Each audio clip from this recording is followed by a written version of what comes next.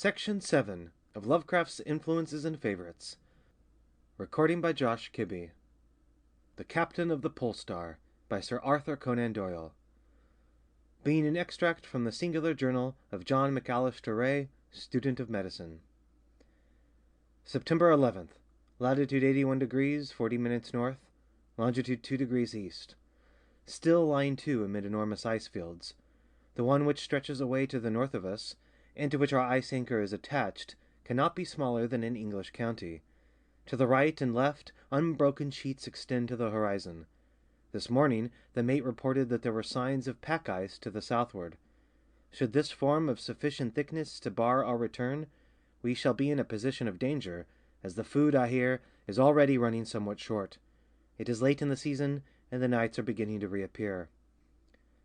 This morning I saw a star twinkling just over the foreyard, the first since the beginning of May.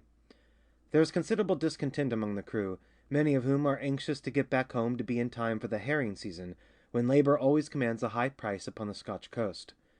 As yet their displeasure is only signified by sullen countenances and black looks, but I heard from the second mate this afternoon that they contemplated sending a deputation to the captain to explain their grievance. I much doubt how he will receive it, as he is a man of fierce temper, and very sensitive about anything approaching to an infringement of his rights. I shall venture after dinner to say a few words to him upon the subject.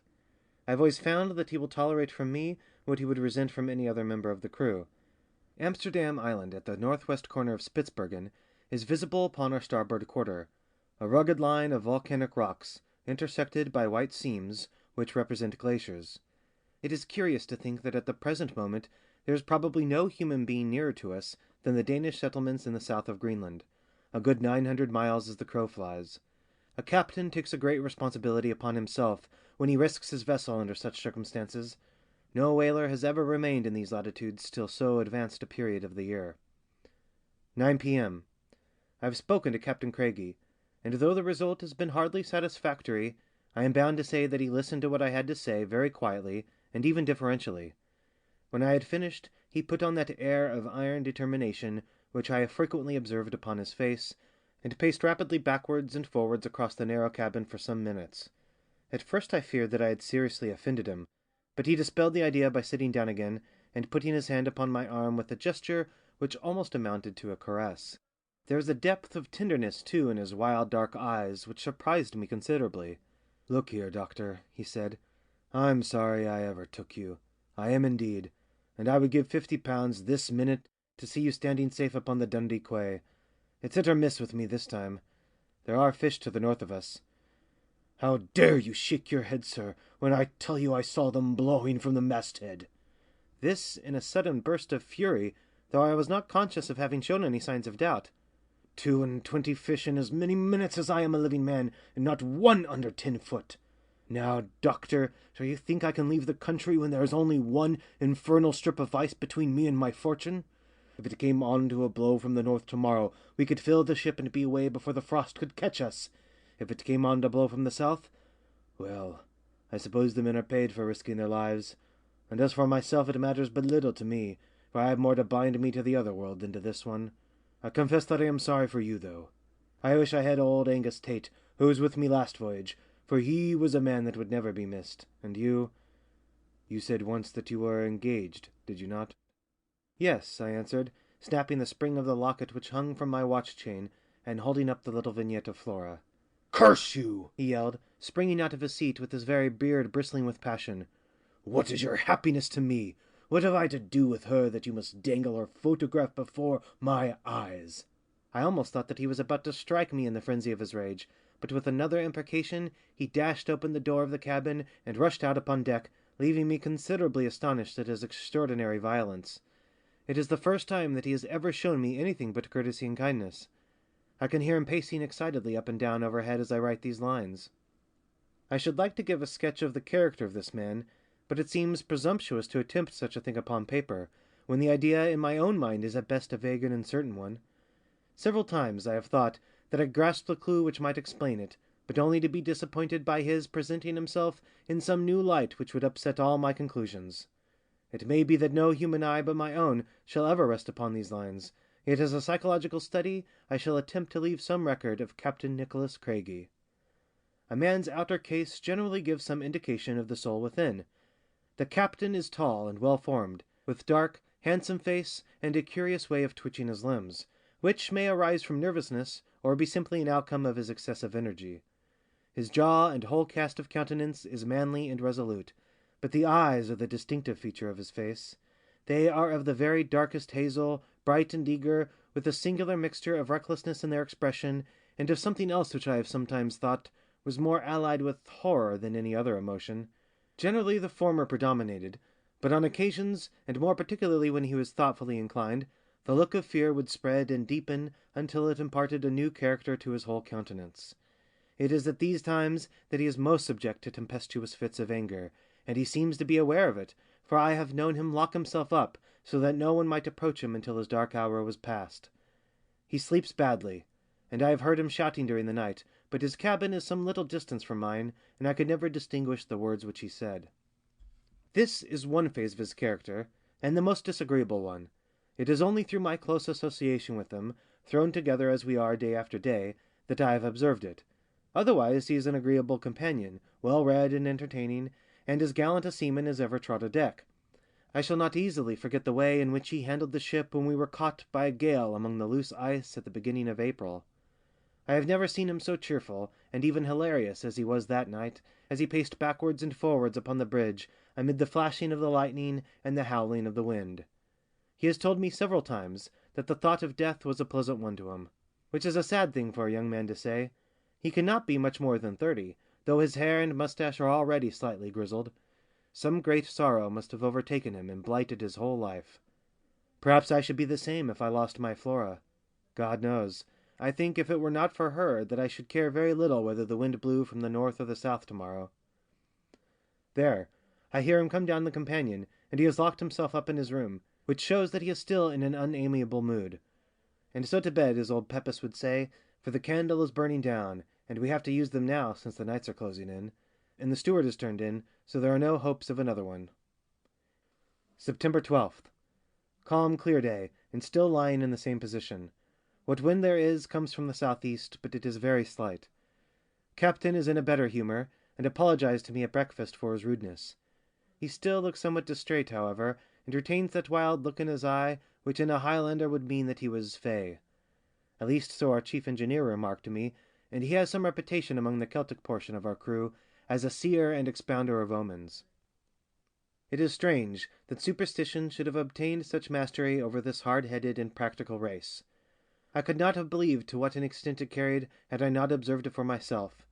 We have had a perfect epidemic of it this voyage, until I have felt inclined to serve out rations of sedatives and nerve tonics with the Saturday allowance of grog.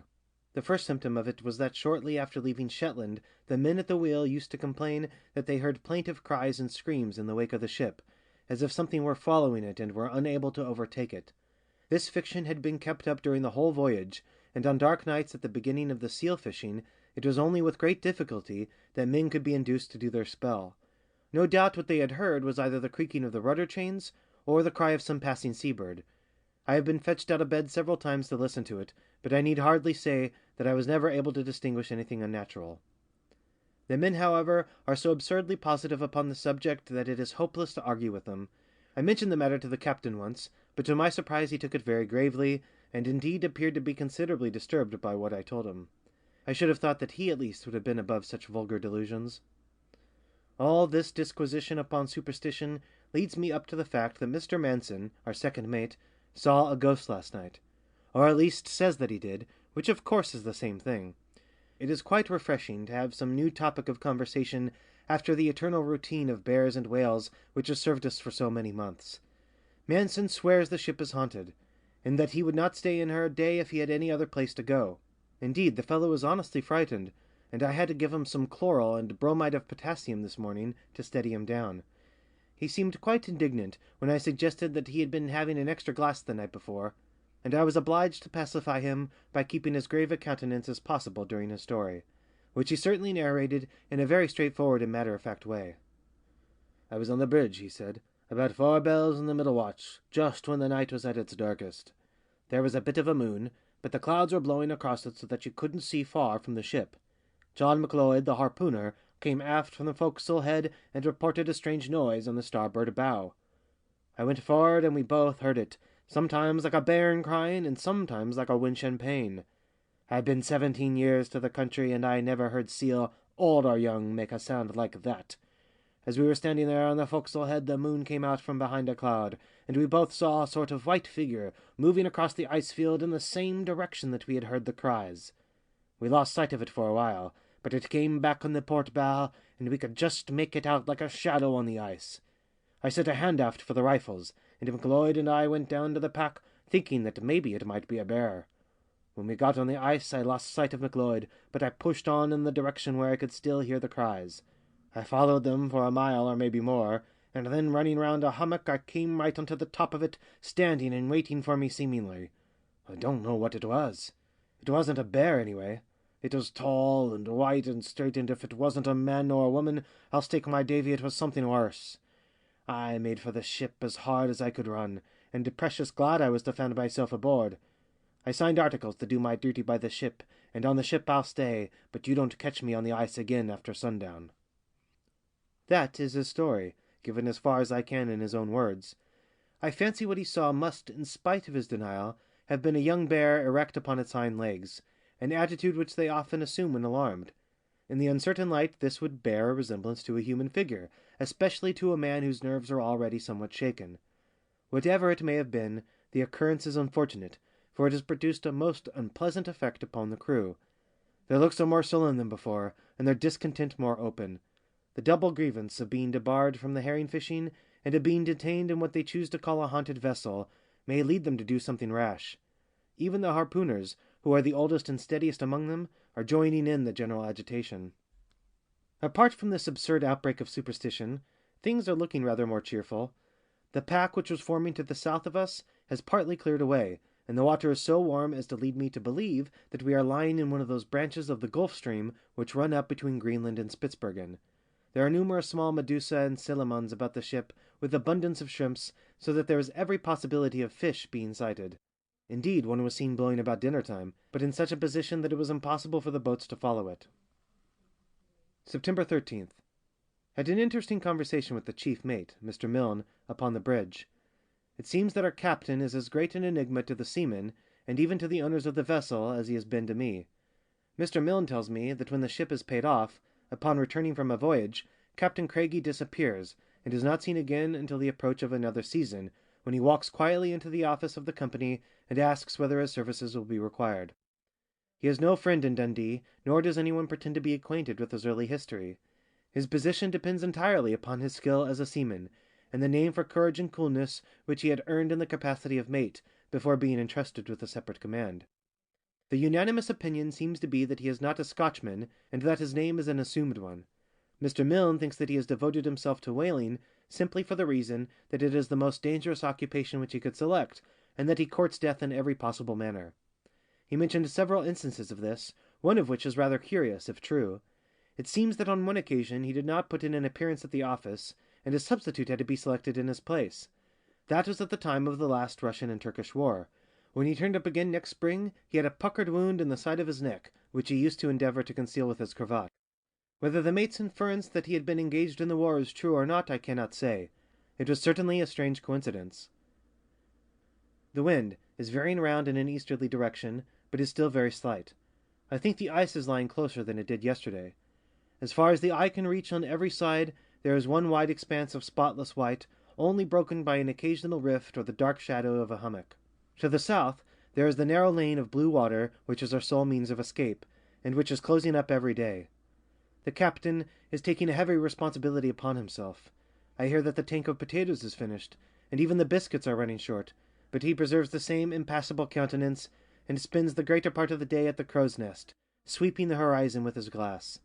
His manner is very variable, and he seems to avoid my society, but there has been no repetition of the violence which he showed the other night. 7:30 p.m. My deliberate opinion is that we are commanded by a madman. Nothing else can account for the extraordinary vagaries of Captain Craigie. It is fortunate that I have kept this journal of our voyage, as it will serve to justify us in case we have to put him under any sort of restraint, a step which I should only consent to as a last resource. Curiously enough, it was he himself who suggested lunacy, and not mere eccentricity, as the secret of his strange conduct. He was standing upon the bridge about an hour ago, peering as usual through his glass, while I was walking up and down the quarter-deck. The majority of the men were below at their tea, for the watches have not been regularly kept of late. Tired of walking, I leaned against the bulwarks, and admired the mellow glow cast by the sinking sun upon the great ice-fields which surround us. I was suddenly aroused from the reverie into which I had fallen by a hoarse voice at my elbow, and starting round, I found that the captain had descended and was standing by my side. He was staring out over the ice with an expression in which horror, surprise, and something approaching to joy were contending for the mastery. In spite of the cold, great drops of perspiration were coursing down his forehead, and he was evidently fearfully excited. His limbs twitched like those of a man upon the verge of an epileptic fit, and the lines about his mouth were drawn and hard. "Look!" he gasped, seizing me by the wrist, but still keeping his eyes upon the distant ice, and moving his head slowly in a horizontal direction, as if following some object which was moving across the field of vision. "Look! There, man, there! Between the hummocks! Now coming from behind the far one. You see her? You must see her! There still! Flying from me, by God! Flying from me! And gone." He uttered the last two words in a whisper of concentrated agony which shall never fade from my remembrance. Clinging to the ratlines, he endeavoured to climb up upon the top of the bulwarks, as if in the hope of obtaining a last glance at the departing object. His strength was not equal to the attempt, however, and he staggered back against the saloon skylights, where he leaned panting and exhausted. His face was so livid that I expected him to become unconscious, so lost no time in leading him down the companion, and stretching him upon one of the sofas in the cabin. I then poured him out some brandy, which I held to his lips, and which had a wonderful effect upon him, bringing the blood back into his white face and steadying his poor shaking limbs. He raised himself up upon his elbow, and looking round to see that we were alone, he beckoned to me to come and sit beside him. "You saw it, didn't you?" he asked, still in the same subdued, awesome tones so foreign to the nature of the man. "No, I saw nothing." His head sank back again upon the cushions. "No, he wouldn't without the glass," he murmured. "He couldn't. It was the glass that showed her to me, and then the eyes of love, the eyes of love. I say, Doc, don't let the steward in. He'll think I'm mad. Just bolt the door, will you?" I rose and did what he had commanded. He lay quiet for a while, lost in thought apparently, and then raised himself up upon his elbow again and asked for some more brandy. "You don't think I am, do you, Doc?" he asked, as I was putting the bottle back into the afterlocker. "Tell me now, as man to man, do you think that I am mad?" "I think you have something on your mind," I answered, "which is exciting you and doing you a good deal of harm." "Right there, lad!" he cried, his eyes sparkling from the effects of the brandy. "Plenty on my mind. Plenty. But I can work out the latitude and the longitude, and I can handle my sextant and manage my logarithms. You couldn't prove me mad in a court of law, could you now?" It was curious to hear the man lying back and coolly arguing out the question of his own sanity.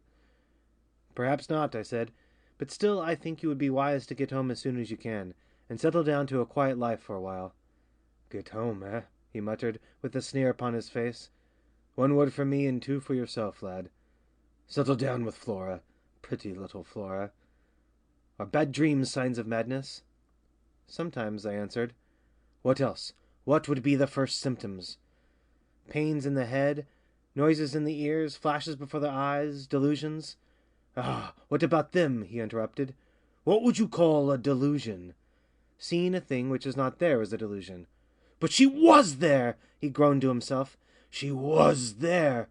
And rising, he unbolted the door and walked with slow and uncertain steps to his own cabin, where I have no doubt that he will remain until tomorrow morning.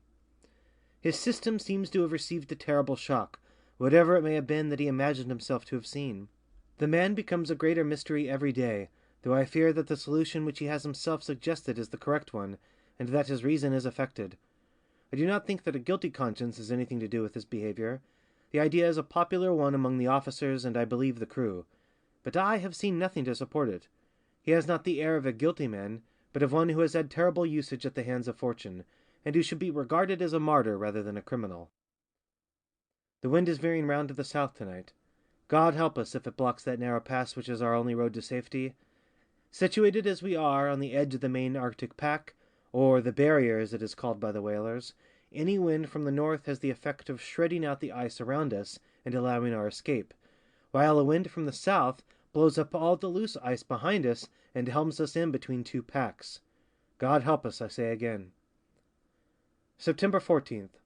Sunday, and a day of rest. My fears have been confirmed, and the thin strip of blue water has disappeared from the southward. Nothing but the great motionless ice fields around us, with their weird hummocks and fantastic pinnacles. There is a deathly silence over their wide expanse which is horrible. No lapping of the waves now, no cries of seagulls or straining of sails, but one deep universal silence in which the murmurs of the seamen and the creak of their boots upon the white shining deck seem discordant and out of place. Our only visitor was an Arctic fox, a rare animal upon the pack, though common enough upon the land. He did not come near the ship, however, but after surveying us from a distance, fled rapidly across the ice. This was curious conduct, as they generally know nothing of man, and being of an inquisitive nature, become so familiar that they are easily captured. Incredible as it may seem, even this little incident produced a bad effect upon the crew. "Yon pure beastie kens mair, aye, and sees mair nor you nor me," was the comment of one of the leading harpooners, and the others nodded their acquiescence. It is vain to attempt to argue against such puerile superstition. They have made up their minds that there is a curse upon the ship, and nothing will ever persuade them to the contrary. The captain remained in seclusion all day except for about half an hour in the afternoon, when he came out upon the quarter-deck.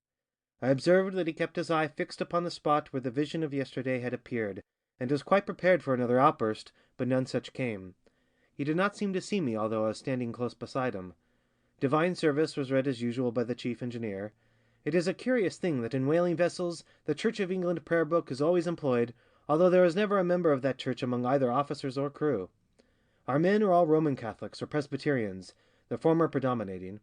Since a ritual is used which is foreign to both, neither can complain that the other is preferred to them, and they listen with all attention and devotion, so that the system has something to recommend it.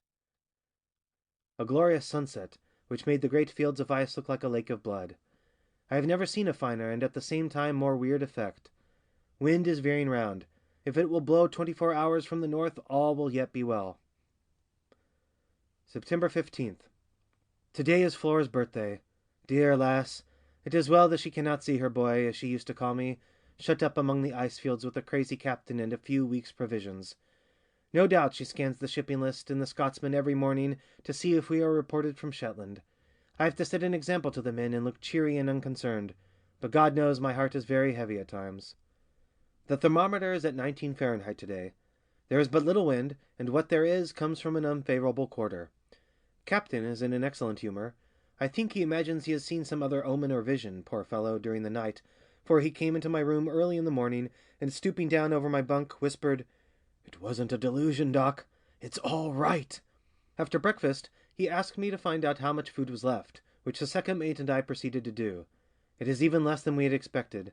Forward they have half a tank full of biscuits, 3 barrels of salt meat, and a very limited supply of coffee beans and sugar. In the afterhold and lockers there are a good many luxuries, such as tinned salmon, soups, haricot mutton, etc., but they will go a very short way among a crew of 50 men. There are 2 barrels of flour in the storeroom, and an unlimited supply of tobacco. Altogether, there is about enough to keep the men on half rations for 18 or 20 days. Certainly not more. When we reported the state of things to the captain, he ordered all hands to be piped, and addressed them from the quarter-deck. I never saw him to better advantage. With his tall, well-knit figure and dark, animated face, he seemed a man born to command, and he discussed the situation in a cool, sailor-like way which showed that while appreciating the danger, he had an eye for every loophole of escape. "My lads," he said, "no doubt you think I brought you into this fix, if it is a fix, and maybe some of you feel bitter against me on account of it. But you must remember that for many a season no ship that comes to the country has brought in as much oil money as the old Pole Star, and every one of you has had his share of it. You can leave your wives behind you in comfort, while the other poor fellows come back to find their lasses on the parish. If you have to thank me for the one, you have to thank me for the other, and we may call it quits. We've tried a bold venture before this and succeeded, so now that we've tried one and failed, we've no cause to cry out about it. If the worst comes to the worst, we can make the land across the ice and lay in a stock of seals which will keep us alive until the spring. It won't come to that, though, for you'll see the Scotch coast again before 3 weeks are out. At present, every man must go on half rations, share and share alike, and no favour to any. Keep up your hearts, and you'll put through this as you've pulled through many a danger before."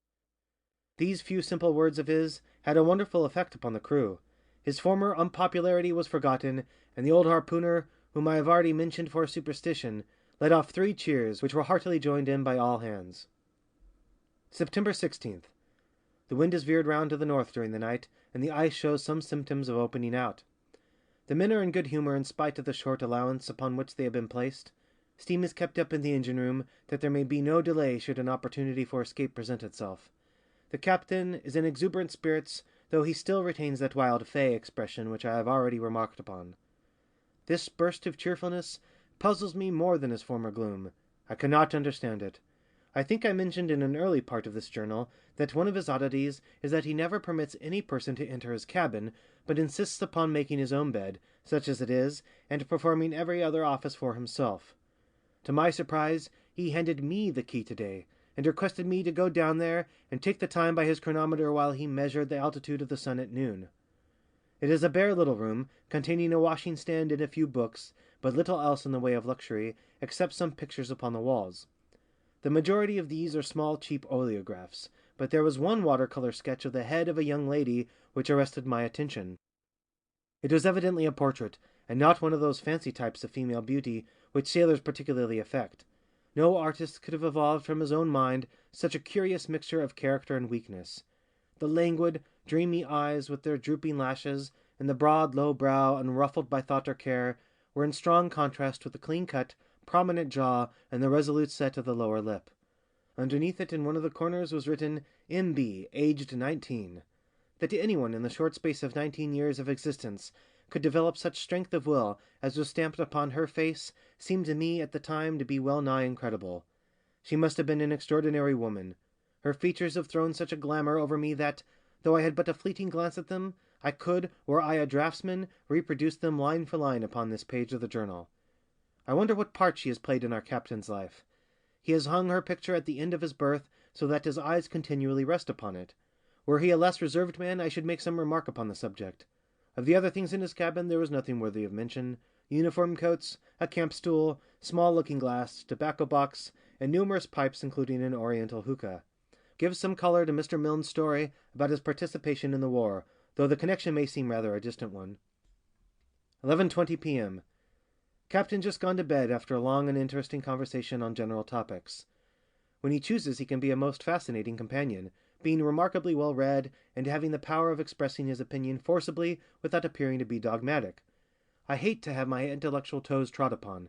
He spoke about the nature of the soul, and sketched out the views of Aristotle and Plato upon the subject in a masterly manner. He seems to have a leaning for metempsychosis and the doctrines of Pythagoras. In discussing them, we touched upon modern spiritualism, and I made some joking allusion to the impostures of Slade, upon which, to my surprise, he warned me most impressively against confusing the innocent with the guilty, and argued that it would be as logical to brand Christianity as an error because Judas, who professed that religion, was a villain. He shortly afterwards bade me good night, and retired to his room. The wind is freshening up, and blows steadily from the north.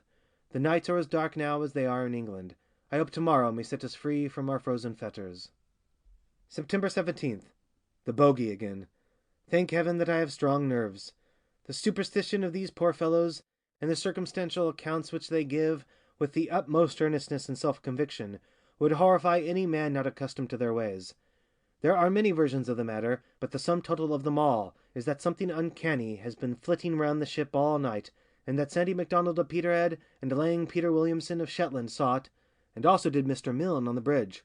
So, having 3 witnesses, they can make a better case of it than the second mate did. I spoke to Milne after breakfast, and told him that he should be above such nonsense, and that as an officer he ought to set the men a better example. He shook his weather-beaten head ominously, but answered with characteristic caution. "Maybe aye, maybe na, doctor," he said. "I dinna call it a ghaist. I canna say I preen my faith in sea bogles and the like, though there's a money as claims to a scene of that in war. I'm no easy feared, but maybe your ain blood would run a bit cauld, man, if instead of spearing it about in daylicht you were with me last night, and seed an awful like shape, what in gruesome whiles here, whiles there, and it greetin' and cayin' with the darkness, like a bit lambie that ha' lost its mither. You would not be sae ready to put it adune the auld wives' clavers then, I'm thinking." I saw it was hopeless to reason with him, so contented myself with begging him, as a personal favour, to call me up the next time the spectre appeared, a request to which he acceded with many ejaculations expressive of his hopes that such an opportunity might never arise. As I had hoped, the white desert behind us had become broken by many thin streaks of water which intersected in all directions. Our latitude today was 80 degrees 52 minutes north, which shows that there is a strong southerly drift upon the pack. Should the wind continue favourable, it will break up as rapidly as it formed. At present we can do nothing but smoke and wait and hope for the best. I am rapidly becoming a fatalist. When dealing with such uncertain factors as wind and ice, a man can be nothing else. Perhaps it was the wind and sand of the Arabian deserts which gave the minds of the original followers of Mahomet their tendency to bow to Kismet. These spectral alarms have a very bad effect upon the captain. I feared that it might excite his sensitive mind, and endeavoured to conceal the absurd story from him, but unfortunately he overheard one of the men making an allusion to it, and insisted upon being informed about it. As I had expected, it brought out all his latent lunacy in an exaggerated form. I can hardly believe that this is the same man who discovered philosophy last night with the most critical acumen and coolest judgment. He is pacing backwards and forwards upon the quarter-deck like a caged tiger, stopping now and again to throw out his hands with a yearning gesture, and to stare impatiently out over the ice. He keeps up a continual mutter to himself, and once he called out, "But a little time, love, but a little time." Poor fellow, it is sad to see a gallant seaman and accomplished gentleman reduced to such a pass, and to think that imagination and delusion can cow a mind to which real danger was but the salt of life. Was ever a man in such position as I, between a demented captain and a ghost-seeing mate? I sometimes think I am the only really sane man aboard the vessel, except perhaps the second engineer, who is a kind of ruminant, and would care nothing for all the fiends in the Red Sea so long as they would leave him alone and not disarrange his tools. The ice is still opening rapidly, and there is every probability of our being able to make a start tomorrow morning. They will think I am inventing when I tell them at home all the strange things that have befallen me. 12 p.m. I have been a good deal startled, though I feel steadier now, thanks to a stiff glass of brandy. I am hardly myself yet, however, as this handwriting will testify. The fact is that I have gone through a very strange experience, and am beginning to doubt whether I was justified in branding every one on board as madmen because they professed to have seen things which did not seem reasonable to my understanding. Pshaw! I am a fool to let such a trifle unnerve me, and yet, coming as it does after all these alarms, it has an additional significance, for I cannot doubt either Mr. Manson's story or that of the mate, now that I have experienced that which I used formerly to scoff at. After all, it was nothing very alarming, a mere sound, and that was all. I cannot expect that any one reading this, if any one ever should read it, will sympathize with my feelings or realize the effect which it produced upon me at the time. Supper was over, and I had gone on deck to have a quiet pipe before turning in. The night was very dark, so dark that standing under the quarter-boat I was unable to see the officer upon the bridge. I think I have already mentioned the extraordinary silence which prevails in these frozen seas. In other parts of the world, be they ever so barren, there is some slight vibration of the air, some faint hum, be it from the distant haunts of men, or from the leaves of the trees, or the wings of the birds, or even the faint rustle of the grass that covers the ground. One may not actively perceive the sound, and yet if it were withdrawn it would be missed. It is only here in these Arctic seas that stark, unfathomable stillness obtrudes itself upon you in all its gruesome reality. You find your tympanum straining to catch some little murmur, and dwelling eagerly upon every accidental sound within the vessel. In this state I was leaning against the bulwarks when there arose from the ice almost directly underneath me a cry, sharp and shrill upon the silent air of the night, beginning, as it seemed to me, at a note such as prima donna never reached, and mounting from that ever higher and higher until it culminated in a long wail of agony, which might have been the last cry of a lost soul. The ghastly scream is still ringing in my ears. Grief, unutterable grief, seemed to be expressed in it, and a great longing, and yet through it all there is an occasional wild note of exultation. It shrilled out from close beside me, and yet as I glared into the darkness I could discern nothing. I waited some little time, but without hearing any repetition of the sound, so I came below, more shaken than I have ever been in my life before. As I came down, the companion I met, Mr. Milne, coming up to relieve the watch. "Weel, doctor," he said, Maybe that's old wives' clever, tay? Did you no hear it skirling? Maybe that's a superstition? What do you think o' noo? I was obliged to apologize to the honest fellow, and acknowledge that I was as puzzled by it as he was. Perhaps tomorrow morning things may look different. At present, I dare hardly write all that I think. Reading it again in days to come, when I've shaken off all these associations, I should despise myself for having been so weak. September 18th. Passed a restless and uneasy night, still haunted by that strange sound. The captain does not look as if he had had much repose either, for his face is haggard and his eyes bloodshot. I have not told him of my adventure last night, nor shall I. He is already restless and excited, standing up, sitting down, and apparently utterly unable to keep still. A fine lead appeared in the pack this morning, as I had expected, and we were able to cast off our ice anchor and steam about 12 miles in a west-southwesterly direction. We were then brought to a halt by a great floe as massive as any which we have left behind us. It bars our progress completely, so we can do nothing but anchor again and wait until it breaks up, which it will probably do within 24 hours if the wind holds. Several bladder-nosed seals were seen swimming in the water, and one was shot, an immense creature more than 11 feet long. They are fierce, pugnacious animals, and are said to be more than a match for a bear. Fortunately, they are slow and clumsy in their movements, so that there is little danger in attacking them upon the ice. The captain evidently does not think we have seen the last of our troubles, though why he should take a gloomy view of the situation is more than I can fathom, since everyone else on board considers that we have had a miraculous escape, and are sure now to reach the open sea. "I suppose you think it's all right now, doctor?" he said, as we sat together after dinner. "I hope so," I answered. "We mustn't be too sure, and yet no doubt you are right. We'll all be in the arms of our own true loves before long, lad, won't we? But we mustn't be too sure. We mustn't be too sure." He sat silent a little, swinging his leg thoughtfully backwards and forwards. "Look here," he continued. "It's a dangerous place, this. Even at its best, a treacherous, dangerous place. I have known men cut off very suddenly in a land like this. A slip would do it sometimes. A single slip, and down you go through a crack, and only a bubble on the green water to show where it was that you sank. It's a queer thing." He continued with a nervous laugh. "But all the years I've been in this country, I never once thought of making a will. Not that I have anything to leave in particular. But still, when a man is exposed to danger, he should have everything arranged and ready. Don't you think so?" "Certainly," I answered, wondering what on earth he was driving at. "He feels better for knowing it's all settled," he went on. "Now, if anything should ever befall me, I hope that you will look after things for me. There's very little in the cabin, but such as it is I should like it to be sold, and the money divided in the same proportion as the oil money among the crew. The chronometer I wish you to keep to yourself as some slight remembrance of our voyage.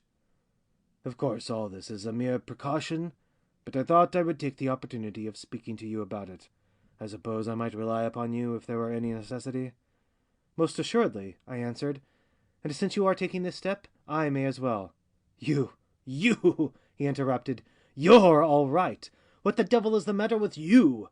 "There, I didn't mean to be peppery, but I don't like to hear a young fellow that has hardly began life speculating about death. Go up on deck and get some fresh air into your lungs instead of talking nonsense in the cabin, and encouraging me to do the same." The more I think of this conversation of ours, the less do I like it. Why should the man be settling his affairs at the very time when we seem to be emerging from all danger? There must be some method in his madness. Can it be that he contemplates suicide? I remember that upon one occasion he spoke in a deeply reverent manner of the heinousness of the crime of self-destruction. I shall keep my eye upon him, however, and though I cannot obtrude upon the privacy of his cabin, I shall at least make a point of remaining on deck as long as he stays up. Mr. Milne pooh-poohs my fear, and says it is only the skipper's little way. He himself takes a very rosy view of the situation. According to him, we shall be out of the ice by the day after tomorrow, pass Jan Mayen 2 days after that, and sight Shetland in little more than a week. I hope he may not be too sanguine. His opinion may be fairly balanced against the gloomy precautions of the captain, for he is an old and experienced seaman, and weighs his words well before uttering them. The long impending catastrophe has come at last. I hardly know what to write about it. The captain is gone. He may come back to us again alive, but I fear me, It is now 7 o'clock in the morning of the 19th of September. I have spent the whole night traversing the great ice floe in front of us with a party of seamen in the hope of coming upon some trace of him, but in vain. I shall try to give some account of the circumstances which attended upon his disappearance. Should anyone ever chance to read the words which I put down, I trust they will remember that I do not write from conjecture or from hearsay, but that I, a sane and educated man, am describing accurately what actually occurred before my very eyes. My inferences are my own, but I shall be answerable for the facts. The captain remained in excellent spirits after the conversation which I have recorded. He appeared to be nervous and impatient, however, frequently changing his position and moving his limbs in an aimless, choreic way which is characteristic of him at times. In a quarter of an hour he went upon deck 7 times, only to descend after a few hurried paces. I followed him each time, for there was something about his face which confirmed my resolution of not letting him out of my sight. He seemed to observe the effect which his movements had produced, for he endeavoured by an overdone hilarity, laughing boisterously at the very smallest of jokes, to quiet my apprehensions. After supper he went on to the poop once more, and I with him. The night was dark and very still, save for the melancholy soughing of the wind among the spars. A thick cloud was coming up from the northwest, and the ragged tentacles which it threw out in front of it were drifting across the face of the moon, which only shone now and again through a rift in the rack. The captain paced rapidly backwards and forwards, and then seeing me still dogging him, he came across and hinted that he thought I should be better below, which I need hardly say had the effect of strengthening my resolution to remain on deck. I think he forgot about my presence after this, for he stood silently leaning over the taffrail, and peering out across the great desert of snow, part of which lay in shadow, while part glittered mistily in the moonlight. Several times I could see by his movements that he was referring to his watch, and once he muttered a short sentence, of which I could only catch the one word "ready." I confess to having felt an eerie feeling creeping over me as I watched the loom of his tall figure through the darkness, and noted how completely he fulfilled the idea of a man who is keeping a tryst. A tryst with whom? Some vague perception began to dawn upon me as I pieced one fact with another, but I was utterly unprepared for the sequel. By the sudden intensity of his attitude, I felt that he saw something. I crept up behind him. He was staring with an eager, questioning gaze at what seemed to be a wreath of mist, blown swiftly in a line with the ship. It was a dim, nebulous body, devoid of shape, sometimes more, sometimes less apparent as the light fell on it. The moon was dimmed in its brilliancy at the moment by a canopy of thinnest cloud, like the coating of an anemone. "Come in, lass! Come in!" cried the skipper, in a voice of unfathomable tenderness and compassion, like one who soothes the beloved one by some favour long looked for, and as pleasant to bestow as to receive. What followed happened in an instant. I had no power to interfere. He gave one spring to the top of the bulwarks, and another which took him onto the ice, almost to the feet of the pale misty figure. He held out his hands as if to clasp it, and so ran into the darkness with outstretched arms and loving words. I still stood rigid and motionless, straining my eyes after his retreating form until his voice died away in the distance. I never thought to see him again, but at that moment the moon shone out brilliantly through a chink in the cloudy heaven and illuminated the great field of ice. Then I saw his dark figure already a very long way off, running with prodigious speed across the frozen plain. That was the last glimpse which we caught of him, perhaps the last we ever shall. A party was organized to follow him, and I accompanied them, but the men's hearts were not in the work, and nothing was found. Another will be formed within a few hours.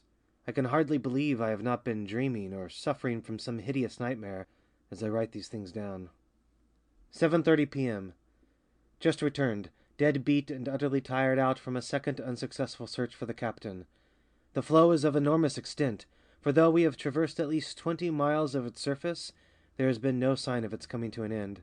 The frost has been so severe of late that the overlying snow is frozen as hard as granite, otherwise we might have had the footsteps to guide us. The crew are anxious that we should cast off and steam round the floe and so to the southward, for the ice has opened up during the night, and the sea is visible upon the horizon. They argue that Captain Craigie is certainly dead, and that we are all risking our lives to no purpose by remaining when we have an opportunity of escape. Mr. Millen and I have had the greatest difficulty in persuading them to wait until tomorrow night, and have been compelled to promise that we will not under any circumstances delay our departure longer than that. We propose therefore to take a few hours' sleep, and then to start upon a final search. September 20th, evening. I crossed the ice this morning with a party of men exploring the southern part of the floe, while Mr. Milne went off in a northerly direction. We pushed on for 10 or 12 miles without seeing a trace of any living thing except a single bird, which fluttered a great way over our heads, and which by its flight I should judge to have been a falcon. The southern extremity of the ice field tapered away into a long narrow spit which projected out into the sea. When we came to the base of this promontory, the men halted, but I begged them to continue to the extreme end of it, that we might have the satisfaction of knowing that no possible chance had been neglected. We had hardly gone 100 yards before MacDonald of Peterhead cried out that he saw something in front of us, and began to run. We all got a glimpse of it and ran too. At first it was only a vague darkness against the white ice, but as we raced along together it took the shape of a man, and eventually of the man of whom we were in search. He was lying face downwards upon a frozen bank. Many little crystals of ice and feathers of snow had drifted on to him as he lay, and sparkled upon his dark seaman's jacket. As we came up, some wandering puff of wind caught these tiny flakes in its vortex, and they whirled up into the air, partially descended again, and then, caught once more into the current, sped rapidly away in the direction of the sea. To my eyes it seemed but a snowdrift, but many of my companions averred that it started up in the shape of a woman, stooped over the corpse and kissed it, and then hurried away across the floe. I have learned never to ridicule any man's opinion, however strange it may seem. Sure it is that Captain Nicholas Craigie had met with no painful end, for there was a bright smile upon his blue, pinched features, and his hands were still outstretched, as though grasping at the strange visitor, which had summoned him away into the dim world that lies beyond the grave. We buried him the same afternoon with the ship's ensign around him, and a 32-pound shot at his feet. I read the burial service, while the rough sailors wept like children, for there were many who owed much to his kind heart, and who showed now the affection which his strange ways had repelled during his lifetime. He went off the grating with a dull, sullen splash, and as I looked into the green water I saw him go down, down, down, until he was but a little flickering patch of white hanging upon the outskirts of eternal darkness. Then even that faded away, and he was gone. There he shall lie, with his secret and his sorrows and his mystery all still buried in his breast, until that great day when the sea shall give up its dead, and Nicholas Craigie come out from among the ice, with the smile upon his face, and his stiffened arms outstretched in greeting. I pray that his lot may be a happier one in that life than it has been in this. I shall not continue my journal. Our road to home lies plain and clear before us, and the great ice field will soon be but a remembrance of the past. It will be some time before I get over the shock produced by recent events. When I began this record of our voyage, I thought little of how I should be compelled to finish it. I am writing these final words in the lonely cabin, still starting at times, and fancying I hear the quick, nervous step of the dead man upon the deck above me. I entered his cabin tonight, as was my duty, to make a list of his effects in order that they might be entered in the official log. All was as it had been upon my previous visit, save that the picture which I had described as having hung at the end of his bed had been cut out of its frame as with a knife, and was gone. With this last link in a strange chain of evidence, I close my diary of the voyage of the Pole Star. Note by Dr. John McAllister Ray, Sr. I have read over the strange events connected with the death of the captain of the Pole Star, as narrated in the journal of my son. That everything occurred exactly as he describes it, I have the fullest confidence, and indeed the most positive certainty, for I know him to be a strong-nerved and unimaginative man, with the strictest regard for veracity. Still, the story is, on the face of it, so vague and so improbable that I was long opposed to its publication. Within the last few days, however, I have had independent testimony upon the subject which throws a new light upon it. I had run down to Edinburgh to attend a meeting of the British Medical Association, when I chanced to come across Dr. P., an old college chum of mine, now practising at Saltash in Devonshire. Upon my telling him of this experience of my son's, he declared to me that he was familiar with the man, and proceeded, to my no small surprise, to give me a description of him, which tallied remarkably well with that given in the journal, except that he depicted him as a younger man. According to his account, he had been engaged to a young lady of singular beauty residing upon the Cornish coast. During his absence at sea, his betrothed had died under circumstances of peculiar horror. End of The Captain of the Pole Star.